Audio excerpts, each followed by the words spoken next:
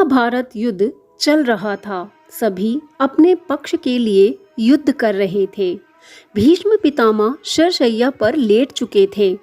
दोनों पक्ष एक दूसरे के प्रति हर दांव आजमा रहे थे।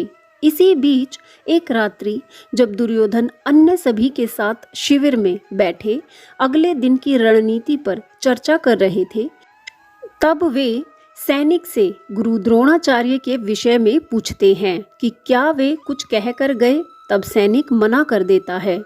तब कर्ण कहता है कि यदि आचार्य द्रोण कुछ कहकर गए होते तो ये पहले ही बता देता। तब कहीं ना कहीं शकुनी के मन में एक शक घर कर लेता है कि कहीं आचार्य द्रोण भी तो उनके साथ छल नहीं कर देंगे, हमारी युद्ध नीति पांडवों को तो नहीं बता देंगे, जैसे भीष्म पितामह ने अपनी ही मृत्यु का रहस्य पांडवों को बताया था।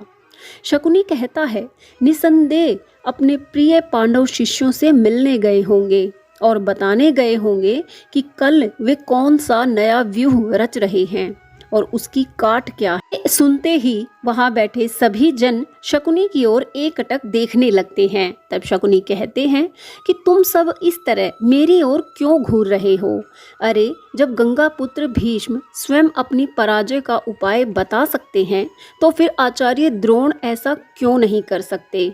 और ये भी नहीं भूलना चाहिए कि ये दोनों महापुरुष निष्ठा की एक ही मिट्टी से बने हैं। तब इस बात पर कर्ण को बहुत क्रोध आ जाता है और वे कहते हैं, महारथी शकुनी, गंगा पुत्र भीष्म और आचार्य द्रोण जैसे महावीरों की निष्ठा पर शक करने जैसा पाप तो इस रणभूमि में हो ही नहीं सकता। वे अगर चाहते तो उधर से यानी पांडवों की ओर से भी युद्ध कर सकते थे। और ये आपके प्रिय भांजे दुर्योधन का सौभाग्य है कि गंगा पुत्र भीष्म ने भी इन्हीं के ध्वज तले युद्ध किया और आचार्य द्रोण भी इन्हीं के ध्वज तले युद्ध कर रहे हैं। मेरा मन आज भी उनके प्रति मैला है, किंतु आज भी मैं उन पर विश्वासघात का आरोप नहीं लगा सकता। गुरु द्रोण के ध्वज तले युद्ध करके मैं गरिमा का अनुभव कर रहा हूँ और ये मेरा दुर्भाग्य है कि मैं गंगा पुत्र भीष्म के ध्वज तले युद्ध नहीं कर पाया था। यहाँ कर्ण ऐसा इसलिए कह रहे हैं क्योंकि भीष्म पितामह ने कौरवों का प्रधान सेनापति बनना इसी शर्त पर स्वीकार किया था कि कर्ण इस युद्ध में भाग ना लें, कम से कम जब तक मैं सेनापति रहूं। आगे कर्ण कहते हैं कि आप गंगा पुत्र भीष्म और आचार्य द्रोण जैसे श्रेष्ठ का नाम आदर सहित लिया करें। तब शकुनी कहता है कि मैं यदि उनका आदर नहीं करता ना अंगराज कर्ण, तो उनका नाम भी आदर सहित नहीं लेता। मेरे गांधार में आदर इतना सस्ता नहीं कि यूं ही उसे बांटता चलूं।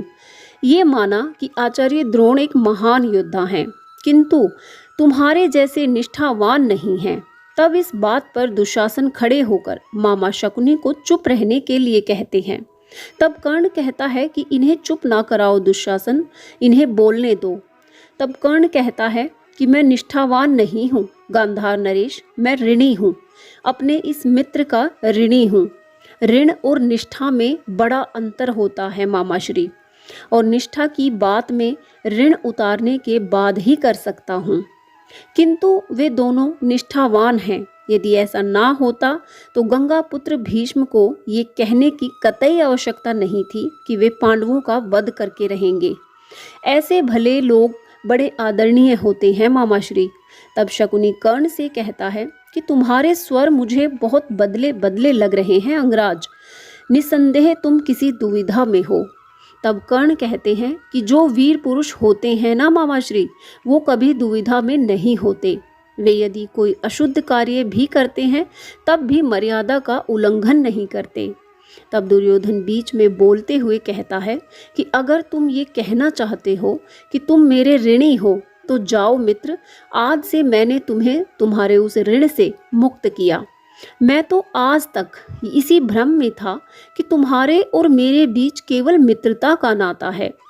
यदि मुझे किसी की निष्ठा पर भरोसा था तो वो केवल तुम्हारी निष्ठा थी मित्र, और आज तुम ये कह रहे हो कि तुम निष्ठावान नहीं हो, तुम केवल ऋण मात्र हो, तुम मेरे मित्र नहीं हो, तुम केवल ऋणी हो।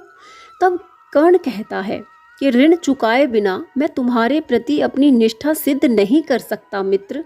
जो ऋणी होते हैं उनका अपनी किसी वस्तु पर कोई अधिकार नहीं होता। ऋण की डोरी में बंधी मेरी निष्ठा तुम्हारी है। ये प्रश्न ऋण चुकाने के बाद करना मित्र, कि मेरी निष्ठा तुम्हारे प्रति है या नहीं। तब दुर्योधन कहता है कि मैंने तुम्हें कहा ना मित्र, जाओ, मैंने तुम्हें तुम्हारे उस ऋण से मुक्त किया है। तब कर्ण कहते हैं कि दान लेना मेरी रुचि नहीं है मित्र, मैंने तो देवताओं को भी दान दिया है, किंतु आज तक किसी से दान लिया नहीं। तब कर्ण ये कहकर कि यदि तुम्हें मेरी निष्ठा पर संदेह है, तो ये कहकर वो अपने शरीर पर आघात करने लगता है। तभी दुर्योधन कर्ण को रोकते हुए कहता है, नहीं मित्र नहीं।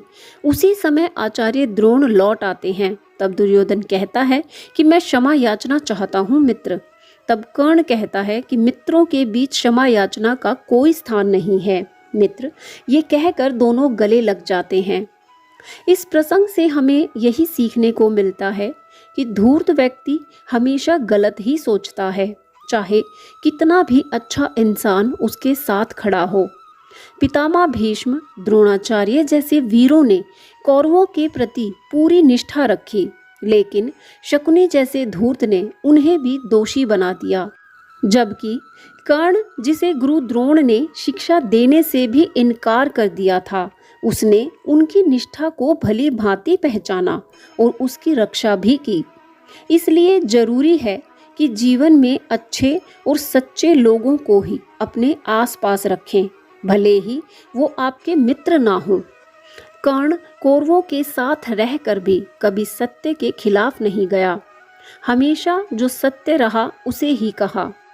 इसलिए सत्य का ही साथ दें, ईश्वर हमेशा आपके साथ रहेगा। जीवन में सुख दुख धोखा मिलना आम बात है, लेकिन अपने व्यवहार से इतिहास में नाम करना बहुत बड़ा काम है। कर्ण को भी जीवन में कठिनाइयाँ मिली, संघर्ष मिला, धोखे से मृत्यु मिली, लेकिन उसने जो नाम कमाया वो आज भी लोगों के दिलों में है। उम्मीद करती हूँ ये कथा आपको अच्छी लगी होगी।